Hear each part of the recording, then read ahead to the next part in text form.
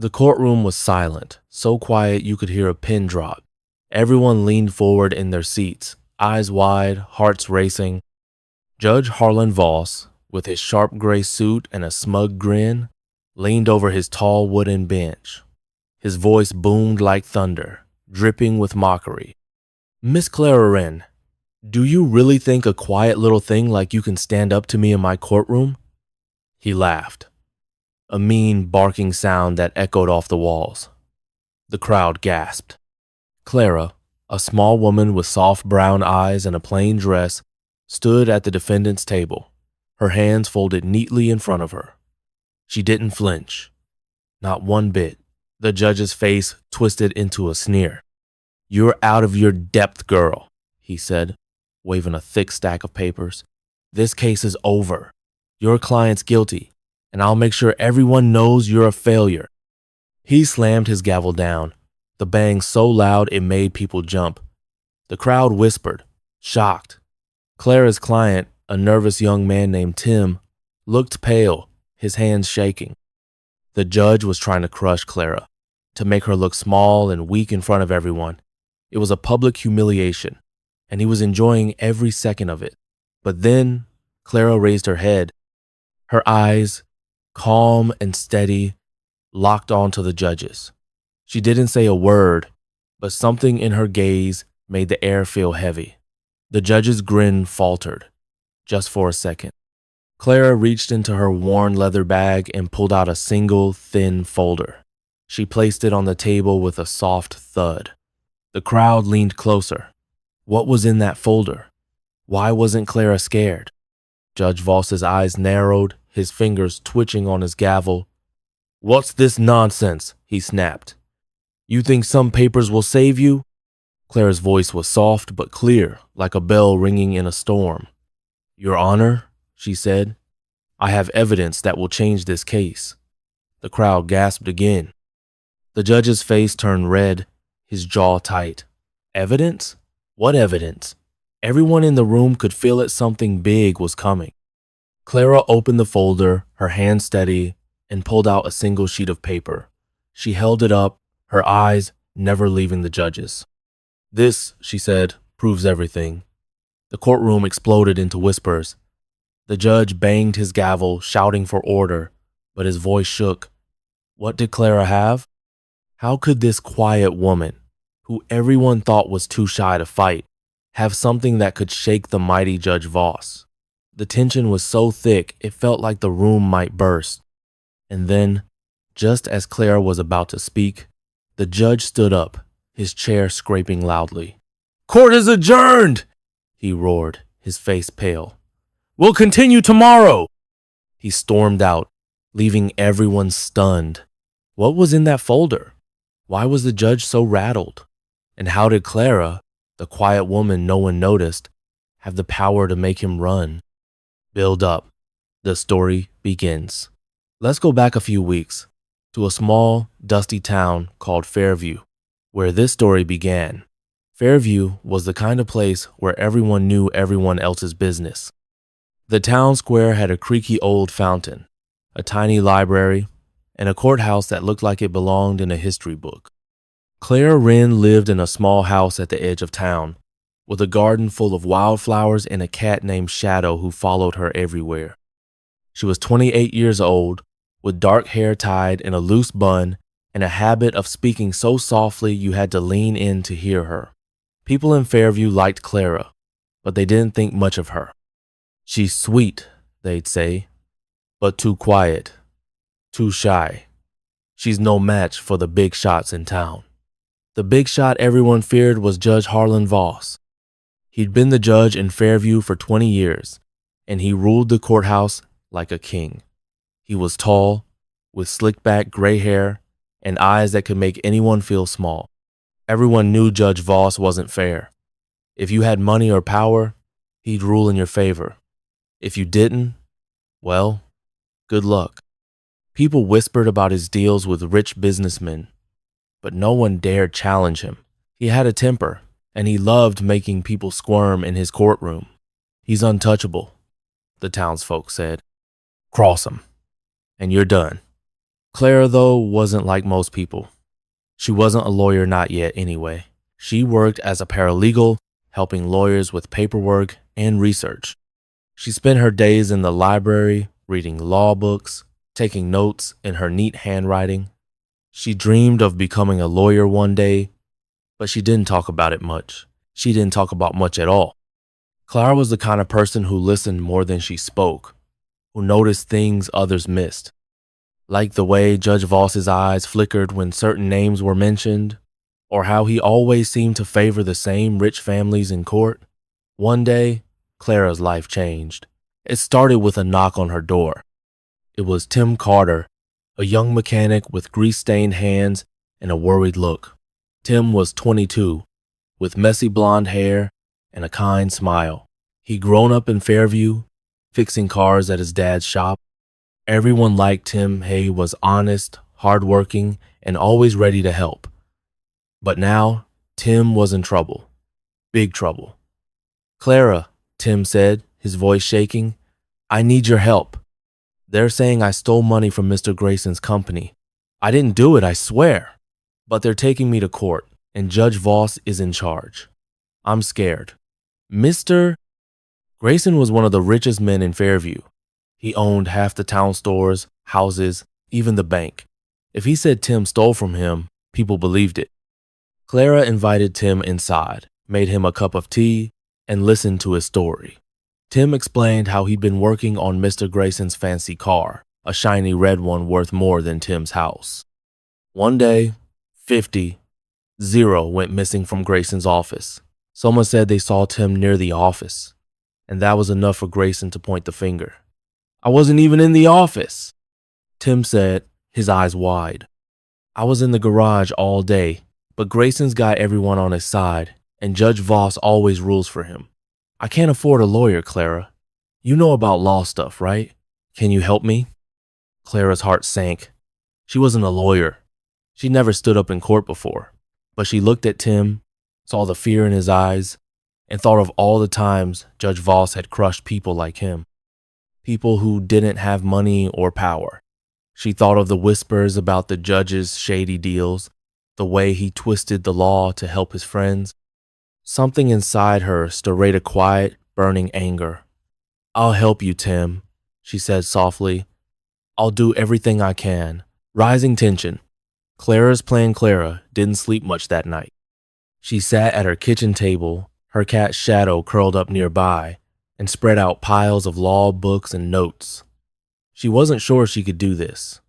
Standing up to Judge Voss was like walking into a lion's den, but she couldn't let Tim go to jail for something he didn't do. She started digging, reading everything she could about the case, about Grayson, about the judge. She made lists, drew charts, and followed every tiny clue. Clara was good at finding things others missed. It was her gift. The next day, she went to the courthouse to look at old case files. The clerk, an older woman named Mrs. Jenkins, liked Clara and let her into the records room. "Be careful, dear," Mrs. Jenkins whispered. "Judge Voss doesn't like people snooping." Clara nodded, her heart pounding. She spent hours reading, her eyes scanning faded documents. That's when she found a tiny detail that made her breath catch. A name, a date, a connection between Judge Voss and Mr. Grayson that no one else had noticed. It wasn't enough yet, but it was a start. Clara started asking questions around town, quietly. She talked to shopkeepers, mechanics, even the old man who sat by the fountain every day. Most people were too scared to say much, but a few dropped hints. "Grayson and Voss go way back," one shopkeeper whispered. "They've got secrets." Clara wrote everything down in her notebook, her hands shaking with excitement and fear. She was onto something, but she had to be careful. If Judge Voss found out she was digging, he'd come after her. Meanwhile, Tim's court date was getting closer. The whole town was talking about the case. "Poor Tim," people said. "He's got no chance against Grayson and Voss." Clara heard the whispers, but she kept working. She visited Tim's garage, looked at his work records, and talked to his coworkers. Every piece of evidence pointed to one thing: Tim was innocent, but proving it in Judge Voss's courtroom would be nearly impossible. She needed something big, something that could turn the case upside down. One night, Clara was walking home when she heard footsteps behind her. She turned, but no one was there. Her heart raced. Was someone following her? She clutched her notebook tighter and hurried home, locking the door behind her. Shadow meowed, sensing her fear. Clara tried to shake it off, but she couldn't. Someone was watching her. She could feel it. The first twist. A dangerous discovery. The next morning, Clara found an envelope slipped under her door. No name, no address, just a plain white envelope. Her hands shook as she opened it. Inside was a single sheet of paper with typed words, "Stop digging or you'll regret it." Clara's stomach twisted. Who sent this? Was it Grayson? Voss? Someone else? She wanted to tell someone, but who could she trust? The police chief was friends with Grayson. The town was full of people who owed Voss favors. Clara felt alone, but she didn't stop. She couldn't. Tim was counting on her. That afternoon, Clara went back to the courthouse. She was looking for one specific document of financial record she'd heard about from a retired bank clerk. It took hours, but she found it buried in a dusty box. When she read it, her eyes widened. It was a bank transfer, a huge one, from Grayson's company to an account no one could trace. The date matched a case where Judge Voss had ruled in Grayson's favor. Clara's heart pounded. This was the proof she needed, but it was dangerous. If she showed this in court, she'd be accusing the most powerful men in town of corruption. Clara hid the document in her bag and left the courthouse, her mind racing. She didn't notice the man watching her from across the street, his hat pulled low. She didn't see him follow her as she walked home. That night, she sat at her table, staring at the document. Shadow jumped onto her lap, purring, but Clara barely noticed. She was thinking about the courtroom, about Judge Voss's sneer, about Tim's scared face. She knew what she had to do. She had to face the judge, no matter how scary it was. The next day was the start of Tim's trial.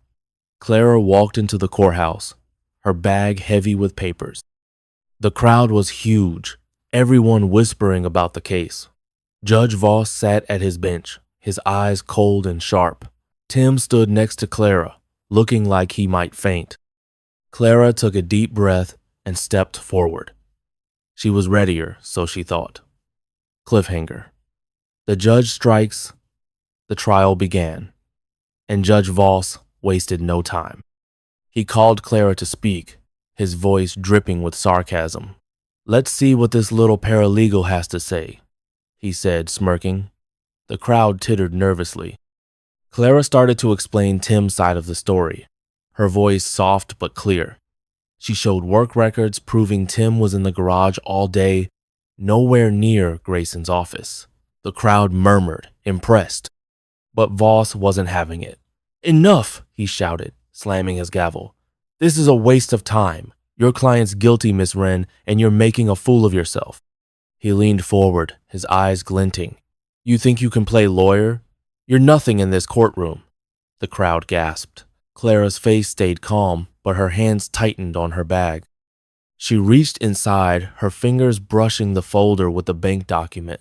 "Your Honor," she said, her voice steady, "I have evidence that will prove Tim's innocence and more." The crowd went silent. Voss's face froze. He opened his mouth to speak, but before he could, a man in the back of the room stood up. He was tall, with a scar on his cheek, and he worked for Grayson. "She's lying," he shouted. "She's making it all up." The crowd erupted, everyone talking at once.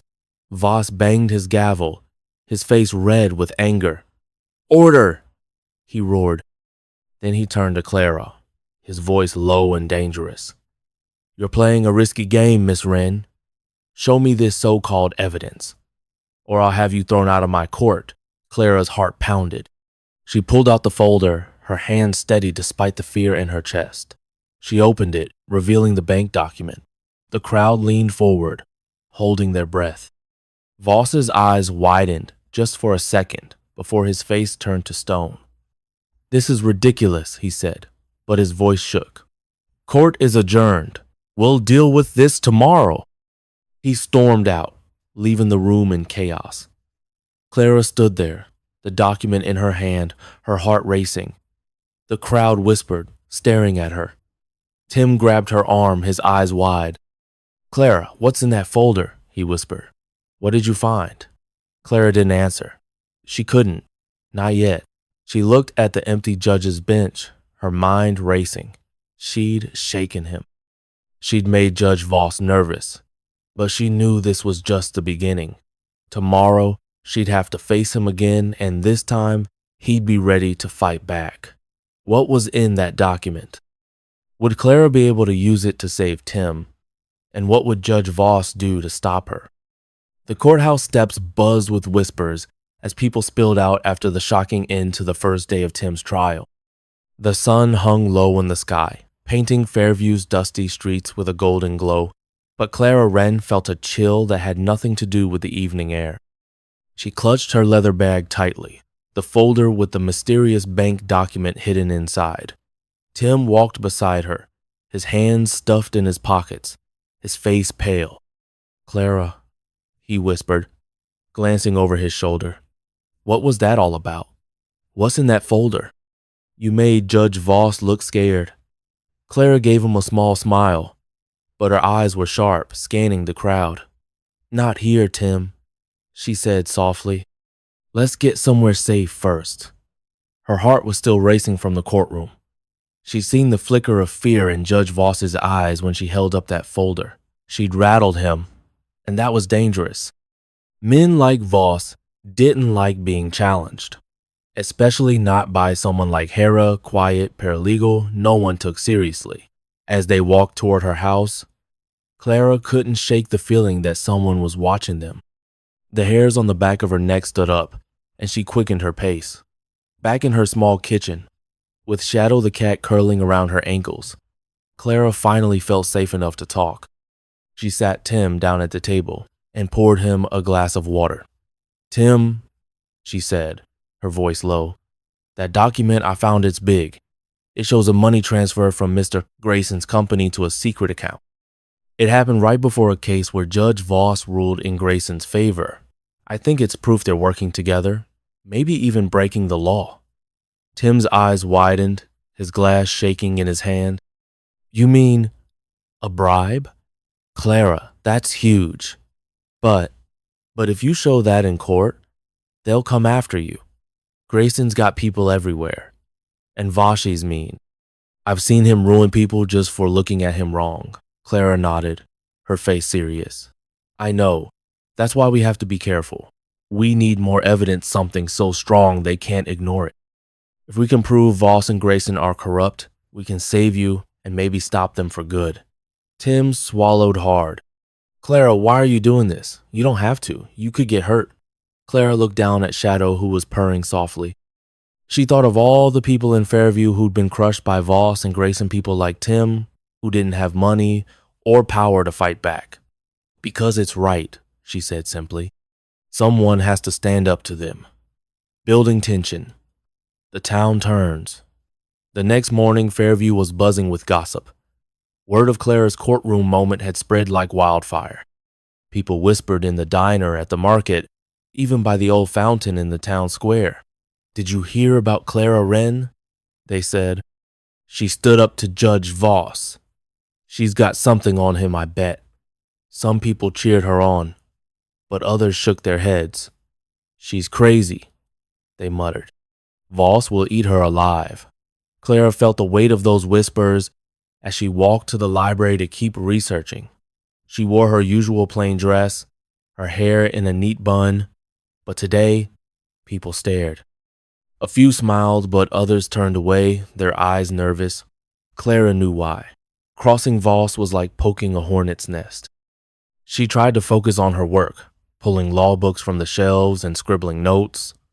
She was looking for anything hold cases, financial records, anything that could link Voss and Grayson more solidly. But her mind kept drifting to that threatening note she'd found under her door, Stop digging, or you'll regret it. At noon, Clara met with Mrs. Jenkins, the courthouse clerk, in a quiet corner of the library. Mrs. Jenkins was one of the few people Clara trusted. The older woman's hands trembled as she handed Clara a small, crumpled piece of paper. "I found this in the records room," she whispered. "It's not much, but it mentions another payment from Grayson to someone called HV. It's dated a year ago, before another big case Voss ruled on." Clara's heart skipped a beat. HV had to be Harlan Voss. This was another piece of the puzzle, but it wasn't enough yet. "Thank you, Mrs. Jenkins," she said, tucking the paper into her bag. "Please, don't tell anyone you gave me this." Mrs. Jenkins nodded, her eyes wide. "Be careful, Clara. I heard Grayson's men talking at the diner. They're not happy about you." Clara's stomach twisted, but she forced a smile. "I will. I promise." As she left the library, she noticed a man lingering across the street, the same man with the scar on his cheek who'd shouted in court. He was watching her, his eyes cold. Clara's heart raced, but she kept walking, her head high. She wouldn't let them scare her. Not yet. A low moment. Doubt creeps in. That afternoon, Clara sat in her garden trying to clear her mind. Shadow lounged in the grass, chasing a butterfly. But Clara couldn't relax. She kept thinking about the trial, about Voss's angry face, about the note and the man with the scar. What if she was in over her head? She wasn't a lawyer. She didn't have fancy degrees or powerful friends. What if she failed Tim? What if Voss and Grayson crushed her like they'd crushed so many others? She pulled out her notebook and read her notes again, trying to stay focused. The bank document was strong, but it wasn't enough on its own. She needed witnesses, more records, something undeniable. But every step she took felt like walking on thin ice. One wrong move, and it would crack. Her thoughts were interrupted by a knock at the gate. It was Sarah, Tim's older sister, a tough woman who worked at the diner. Sarah's face was red, her eyes blazing. "Clara, what are you doing?" she demanded. "The whole town's talking about you. They're saying you're accusing Judge Voss of being crooked. Do you know how dangerous that is? You're going to get Tim thrown in jail or worse." Clara's heart sank. "Sarah, I'm trying to help him. I found proof." "Proof?" Sarah cut her off. "You think Voss cares about proof? He's got the whole town in his pocket. You're just making things worse for Tim. And for yourself. I heard Grayson's men talking. They're watching you, Clara. Stop this before you get hurt." Clara wanted to argue, but Sarah's words stung. What if she was right? What if Clara was making things worse? She thought of Tim, scared and counting on her. She thought of the note under her door. Doubt crept into her mind like a shadow, dark and heavy. That night, Clara couldn't sleep.